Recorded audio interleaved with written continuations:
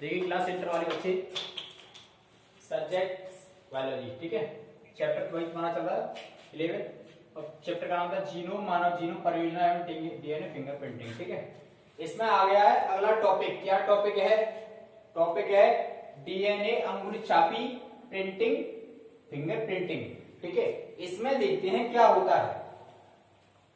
गुणसूत्रों पर मैंने आपको पहले बता दिया था। क्या बता दिया था कि कभी कभी ऐसा होता है कि हेडिंग में ही उसकी सारा छुपा रहता है, मतलब क्या है इसके किसके बारे में बताया जा रहा है। तो डीएनए अंगुली छापी मतलब डीएनए जो टेस्ट होता है ना, अंगुली छापी मतलब हाथों की जो अंगुली छपी जाती है, ठीक है। डीऑक्सीराइबोन्यूक्लिक एसिड वाला डीएनए टेस्ट होता है ना, उसमें अंगुली छापी अंगुलियों को जैसे छपा के देखते हैं, जैसे आधार कार्ड वगैरह बनते हैं ना, जैसे आधार कार्ड वगैरह बनते हैं, ठीक है। तो अंगुली छापी मतलब जैसे उंगली रख के देखती है, हमारे रख के देखना, जैसे आपकी इंग्लिश बोल रही है नहीं बोल रही है, बिल्कुल वही है, बस और कुछ नहीं है।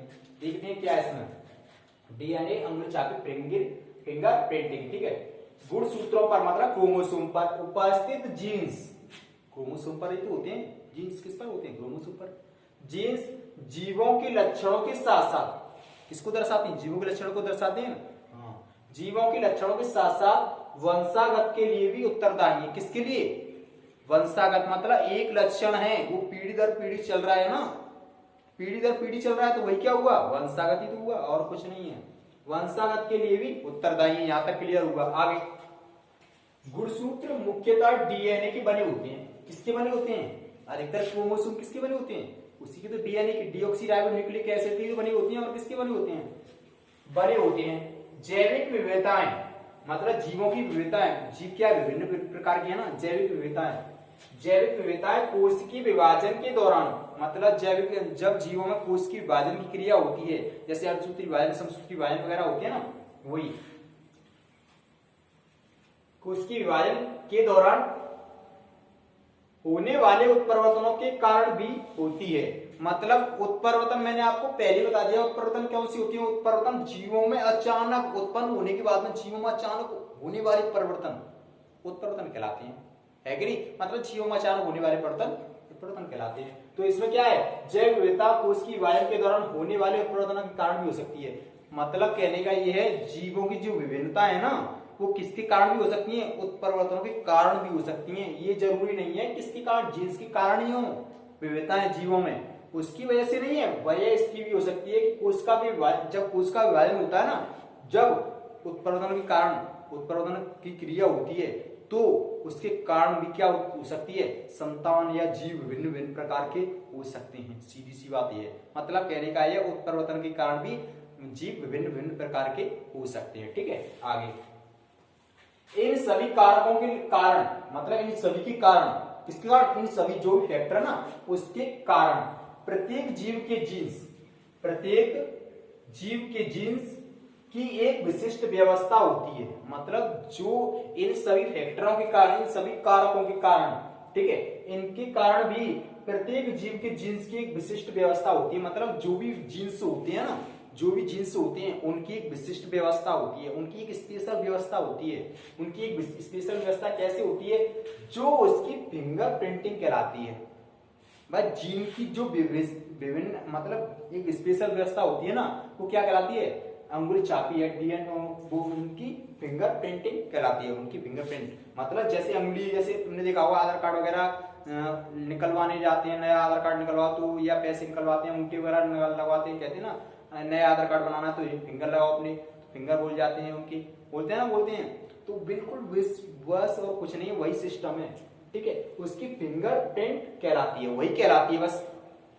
उनकी विशिष्ट जीनों की विशिष्ट व्यवस्था होती है ना, जीनों की विशिष्ट व्यवस्था होती है, जीन्स की विशिष्ट व्यवस्था होती है, ठीक है। ये समझाने के लिए अंडरलाइन किया, प्यार वर्क नहीं करना ये, ठीक है। जीन्स की विशिष्ट व्यवस्था होती है। आगे, जो उसकी फिंगरप्रिंट कहलाती है, वही वाली बात है, फिंगरप्रिंट वही कहलाती है। आगे, डीएनए मतलब डीऑक्सीराइबोन्यूक्लिक एसिड, ठीक है। डीएनए प्रतिबंध विश्लेषण द्वारा, जब डीएनए पर जो भी प्रतिबंध विश्लेषण द्वारा, विश्लेषण मतलब एक एक टुकड़ों का खंडन करके उसकी जांच करके विश्लेषण द्वारा किसी व्यक्ति विशेष की पहचान करना डीएनए फिंगरप्रिंट कहलाता है। मतलब कहने का ये है, जो भी डीएनए कहते हैं ना, इसकी और जांच कराओ, इसकी और जांच कराओ, तो डीएनए के टुकड़ों में अच्छी तरीके से जांच करना। कहते हैं ना, रिपोर्ट अब 4 घंटे में आने वाली है। किसी का ब्लड टेस्ट होता है, या वैसे या कोई अंदर की एक्सरे सीटी स्कैन वगैरह होते हैं, ठीक है, तो बोलते हैं ना, अरे भैया इसकी 2 घंटे रिपोर्ट आएगी, इसकी 3 घंटे में रिपोर्ट आएगी। इसका मतलब क्या है? इसका मतलब यही है, क्या मतलब है कि इसकी जो फिंगरप्रिंट की जो रिपोर्ट है ना, वो क्या मालूम अभी जल्दी आ जाए, या 2 घंटे बाद आए, या 3 घंटे बाद आए, ठीक है, ये कोई क्लियर नहीं है। ये अगर हो सके तो 1 घंटे में ही आ जाए, हो सके तो हाल ही आ दे रिपोर्ट तुरंत ही निकाल के, ठीक है। ये क्या कहलाता है? ये डीएनए फिंगरप्रिंट कराती है, ठीक है। अब देखते हैं इसके उपयोग क्या क्या होते हैं। इसके उपयोग, किसके उपयोग? डीएनए फिंगरप्रिंट के उपयोग, ठीक है। इसके उपयोग क्या क्या है देखते हैं। ये निम्नवत है, मतलब ये निम्नलिखित हैं, ये दिए गए हैं। कौन कौन से दिए गए हैं ये देखते हैं। व्यक्तिगत पहचान, मतलब किसी विशिष्ट व्यक्ति की पहचान करने के लिए, किसी विशिष्ट व्यक्ति की पहचान करने के लिए इसके द्वारा किसी व्यक्ति विशेष की पहचान की जा सकती है। बात तो वही है। अगर आपका पॉइंट समझ में आ गया ना, अगर आपका पॉइंट समझ में आ गया तो आप उसमें अंदर का मामला है उसको अपने आप लिख दोगे। व्यक्तिगत पहचान मतलब किसी व्यक्ति की स्पेशल पहचान करना। जैसे कोई चोरी करके भाग गया है, या किसी ने कोई बलात्कार कर दिया, या कोई अपराध कर दिया, तो एकदम उसकी पहचान करनी है। अब कोई भीड़ हो रही है, किसी स्थान पर भीड़ हो रही है, ठीक है, और या कोई ड्राइवर है, कोई एक्सीडेंट करके भाग रहा है भीड़ में, अब भीड़ में वो दुबक रहा है, ठीक है, मतलब गायब हो गया है, ठीक है, भीड़ में। अब उसकी पहचान कैसे करोगे? तो कहते हैं ना, इसकी सबका एक तरफ से डीएनए टेस्ट कराओ, जाएगी मालूम पड़ जाएगा। तो सब लोगों में डीएनए टेस्ट होता है ना, तो उसकी क्या होती है? डीएनए टेस्ट उसका तुरंत बोल जाता है। अब डीएनए टेस्ट में उसकी क्या हो जाती है? व्यक्तिगत पहचान हो जाती है। भाई साहब ये रहा, एक्सीडेंट करके ये जा रहा था, ये अपराधी है, ये व्यक्ति अपराधी है, ठीक है नहीं। तो ये क्या होती है? व्यक्तिगत पहचान हो जाती है। या कोई होशियार है, ये है साहब, ये रहा। आगे नंबर 2 है जनकता के झगड़े। जनकता के झगड़े का मतलब ये है, जैसे किसी भी संतान, माता पिता के कहते हैं ना, ये इसकी माता नहीं है, इसके पिता नहीं है, या इसकी संतान नहीं है, ये तो कोई कुछ नहीं करेगा। कहते हैं ना, क्या क्या सबूत है तेरे पास? ये तेरे पिता है। क्या सबूत है? तेरी माता है। ये क्या सबूत है? तेरे बच्चे हैं, ये संतान है। उसका कुछ नहीं करना है। उसका क्या कहते हैं ना, इसका डीएनए टेस्ट कराओ, मालूम पड़ता है इसकी संतान है कि नहीं है, बोलते हैं ना। उसका डीएनए टेस्ट में क्या होता है? इसके डीएनए टेस्ट में क्या होता है? मालूम पड़ जाती है जनकता के झगड़े की, तुरंत मालूम पड़ जाती है भाई साहब इसका ये क्या है, इसकी पिता है, इसकी माता है, और ये इसकी संतान है, ठीक है कि नहीं। आगे इसके द्वारा वास्तविक आनुवंशिक माता पिता व संतति की पहचान की जा सकती है। बस कुछ नहीं करना। मैंने आपको पहले ही क्या समझा दिया, जनकता के झगड़े मतलब किसके? फैमिली के झगड़े। सीधी सी बात है, जनता के झगड़े। जनता की, जनकता का मतलब जनता के झगड़े। कुछ नहीं करना। क्या है? जनकता। जनकता मतलब जनता, सीधी सी बात है, ठीक है। मतलब फैमिली की जो जनता होती है उसकी झगड़े, सीधी सी बात है। या वैसे जनता के झगड़े लग लो, ठीक है। बोलते हैं ना आप परिवार में, या वैसे बाहर कोई बोलता है, हाँ तेरे पिता का नाम क्या है? उसके पिता का नाम ये है। अच्छा तुम्हें एक चीज बताओ, क्या सबूत है तुम्हारे पास तुम वो तुम्हारे पिता है? बोलते हैं ना, कुछ नहीं करना है। चलो डीएनए टेस्ट कराओ, भी मालूम पड़ता है या इसकी संतान है या नहीं है, इसके पिता है कि नहीं है, तुरंत मालूम पड़ जाता है। आगे आनुवांशिक विकार। अब आनुवांशिक विकार मैंने आपको पहले बता दिया था। आनुवांशिक विकार जैसे कौन कौन सी होती हैं? जैसे हीमोफीलिया, वर्णनता थी ना, वही वाले। इसके द्वारा अपराधियों, निर्दोष व्यक्तियों, दुर्घटना में मरने वालों की पहचान की जा सकती है। तो सॉरी, ये है तीसरा आनुवांशिक विकार। इस तकनीक के द्वारा किसी आनुवांशिक विकार से संबंधित जीन्स का निर्धारण करके उपचार जीन चिकित्सक द्वारा किया जा सकता है। मतलब कहने का ये आनुवांशिक विकार मैंने आपको क्या समझाया था? मैंने आपको पहले यही समझाया था कि आनुवांशिक विकार होती है ना, कौन कौन से थे? एक तो थे वर्णनता, ठीक है, एक तो थे कौन सा? हीमोफीलिया। हीमोफीलिया ये तो थे। अब ये कौन सी आनुवांशिक विकार तो है? वर्णनता मतलब क्या है? वर्ण कलर वाला, ठीक है। इसमें कौन सा था? हीम। अब एक चीज ध्यान रखना, इसमें कौन सा था? इसमें था लाल और हरा नहीं दिखेगा, लाल और हरा नहीं दिखेगा, ठीक है। और इसमें क्या था? जो ब्लड होता है, रुधिर। रुधिर क्या होता है? रुधिर रुकता नहीं है, रुकता नहीं। मतलब यह है, अगर किसी व्यक्ति की चोट लग जाती है तो उसका ब्लड क्या है? निकलता ही रहता है, निकलता ही रहता है, निकलता ही रहता है, ठीक है। तो उसका कौन सा रोग है? आनुवांशिक विकार है साहब। उसको कौन सा रोग है? आनुवांशिक विकार। अगर क्वेश्चन पूछ भी लेता है बोर्ड एग्जाम में कि दो आनुवांशिक विकार रोगों के नाम बताइए, आनुवांशिक रोग है साहब मुख्य रूप से वर्णनता और हीमोफीलिया, ठीक है। ये कौन से रोग है? आनुवांशिक विकार है। ठीक है। अब अगर पूछता है, मैंने आपको पहले ही बता दिया वर्णांता और हीमोफीलिया। वर्णांता में क्या है, वर्णांता में व्यक्ति को लाल और हरा कलर है ना वो नहीं दिखेगा, ठीक है। इसलिए तो ऐसे व्यक्ति रेडियो में नियुक्त नहीं किए जाते। मैंने आपको क्वेश्चन कई बार बता दिया ये कि वर्णांत व्यक्ति को रेडियो में नियुक्त क्यों नहीं किए जाते। तो वर्णांत व्यक्ति रेडियो में नियुक्त इसलिए नहीं किए जाते क्योंकि उनको क्या है, लाल और हरा कलर है ना रंग, उनको दिखाई नहीं देता है। अब एक चीज बताओ, अगर ट्रेन में लाल और हरा कलर नहीं दिखाई देगा तो क्या हुआ, एक्सीडेंट होगा, एक्सीडेंट होगा, दुर्घटना होगी कि नहीं होगी भाई। जैसे अगर कहीं पे खतरा दिख रहा है तो उसने लाल झंडी दिखा दी है, लाल झंडी दिखा दी किसी ने, तो लाल झंडी दिखा दी, उसको ड्राइवर है ना, उसको जो चालक है ट्रेन चालक, उसको क्या है, उसको मालूम नहीं पड़ रहा है लाल झंडी दिखा रहा है या नहीं दिखा रहा है, तो क्या है वो तो ट्रेन चलाएगा ना, उसको ट्रेन चलाने से मतलब है। तो क्या होगा, वहां पर दुर्घटना हो सकती है कि नहीं हो सकती है, बस वही तो कारण है। तो ये क्या है, ये वही आपकी वर्णांता। और हीमोफीलिया, हीमोफीलिया ऐसा रोग है, ये आनुवंशिक ऐसा रोग है, अगर व्यक्ति की लग जाती है ना तो तुम देखना 5 या 7 मिनट में थोड़ा सा खून बंद सा हो जाता है, जम मतलब थोड़ा जम सा जाता है, मांस सा जम जाता है। अब मांस सा तो जम जाता है तो इससे क्या मतलब रुक जाता है, सीधी सी बात है, ब्लड क्या है रुक जाता है बहने से। अगर वो मांस सा नहीं जम रहा है, अगर वो वहां पर जो मांस सा है ना वो नहीं जम रहा है, मतलब कहने का ये ब्लड वो लगातार कंटिन्यूस निकल रहा है। अगर ब्लड कंटिन्यूस निकल रहा है तो ब्लड कंटिन्यूस निकल रहा है ना तो सीधी सी बात है उसको हीमोफीलिया क्या है, रोग है इसका। हीमोफीलिया कौन सा रोग है, ये आनुवंशिक रोग है, आनुवंशिक विकार है, सीधी सी बात है, ठीक है। ये दोनों हुए आनुवंशिक विकार, ये मैंने आपको समझाने के लिए बनाए थे बस, ठीक है। ये आपको ये यहाँ पे कार्य नहीं है, ठीक है, ये आपको मैंने सिर्फ समझाने के लिए बनाए थे। आगे देखते हैं, ठीक है। तो इसके द्वारा क्या हुआ, आनुवंशिक विकार से संबंधित जीन्स की निर्धारण, ठीक है, उसका पहचान हो गई। अब करके उपचार जीन चिकित्सक द्वारा किया जा सकता है।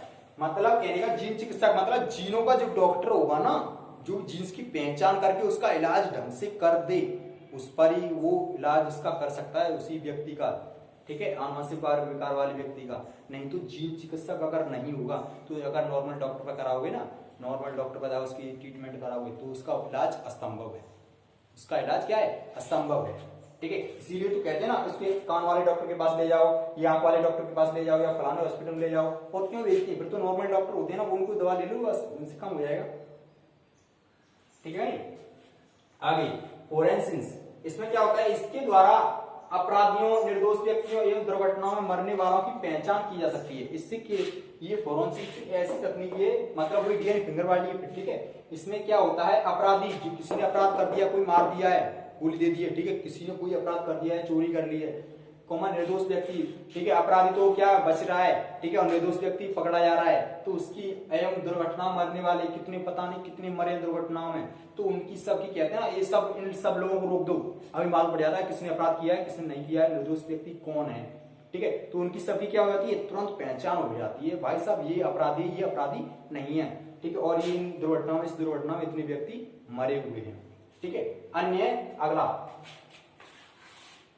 नंबर 5 में अन्य उपयोग। अन्य उपयोग में क्या है, इसका उपयोग जनसंख्या व आनुवंशिक विभिन्नता के निर्धारण में किया जाता है। किसकी निर्धारण में, इसका उपयोग जनसंख्या मतलब जो भी जनता है, जनसंख्या है, ठीक है, वह आनुवंशिक विभिन्नता के निर्धारण में किया जाता है। वही आनुवंशिक विभिन्नता, जैसे किसी को आनुवंशिक रोग है या आनुवंशिक किसी के कहते हैं ना वही वाला सिस्टम है, किसी माता पिता तुम है या नहीं है, या किसी की ये संतान है कि नहीं है, इसका डीएनए टेस्ट कराओ, कुछ नहीं करना है साहब। ये सारे कहने का मतलब ये सारे जो भी पॉइंटेड हैं, अतः कह सकते हैं कि डीएनए फिंगरप्रिंटिंग मानव जीवन में अत्यधिक उपयोगी है कि नहीं भाई, सीधी सी बात है, उपयोगी तो इसलिए होगा क्योंकि इन सारी चीजों की हमें जानकारी मिल रही है, कौन अपराधी है, किसने चोरी की है, किसने बलात्कार किया है, किसने क्या किया है, क्या कौन निर्दोष व्यक्ति है, कितने व्यक्ति इस दुर्घटना मरे हैं, ठीक है, उनकी सबकी क्या होती है, पहचान हो जाती है। अब सबकी पहचान तो हो जाती है, सबकी पहचान कौन करता है साहब, इस सबकी पहचान करता है डीएनए फिंगरप्रिंटिंग, ठीक है, मतलब डीएनए अंगुली छापी, डीऑक्सीराइबोन्यूक्लिक एसिड, ठीक है, वो क्या करती है, अंगुली छापी। अंगुली का मतलब ये है, अंगुलियों का छाप, अंगुलियां है ना वो छप जाती हैं, सीधी सी बात ये है, ठीक है, क्या है, अंगुलियां होती है ना वो छप जाती हैं, किसकी, तो डीएनए टेस्ट होता है उसकी, ठीक है, डीएनए टेस्ट होता है, तो जो अपराधी हो या निर्दोष व्यक्ति हो, चाहे कैसा व्यक्ति हो, उसकी पहचान हो सकती है। अब एक चीज ये हुआ हमारा पूरा डिटेल में। अब क्वेश्चन कैसे आता है बोर्ड पेपर में, बोर्ड पेपर में क्वेश्चन ऐसे आएगा, डीएनए फिंगरप्रिंटिंग से आप क्या समझते हैं तथा इसके उपयोगों को दर्शाइए या इसके उपयोग भी लिखिए, ठीक है। तो आपको क्या करना है, अगर डीएनए फिंगरप्रिंटिंग अगर टिप्पणी पूछा है तो बस थोड़ा सा लिख देना है, ठीक है। अगर आपको पूछा है इसके उपयोग, तो इसके उपयोग बना के लिए लिखने हैं, व्यक्तिगत पहचान, जनकता के झगड़े, आवासीय विकार, फोरेंसिस, अन्य विकार, बस ये कुछ नहीं करना है, बस हेडिंग में भट्टू क्या लिखते जाओ। इसके आवासीय वो भी पहचान हो सकती है, इसके डीएनए टेस्ट होता है, इसमें बलात्कारी व्यक्तियों के अपराधी व्यक्ति की पहचान हो सकती है, ठीक है, होता है भी होता है, बस और कुछ नहीं करना है। इसमें कम से कम 2 या 3 नंबर का आएगा ये क्वेश्चन, ठीक है। इसलिए ये क्वेश्चन है वेरी वेरी मोस्ट इंपोर्टेंट है, ठीक है। ये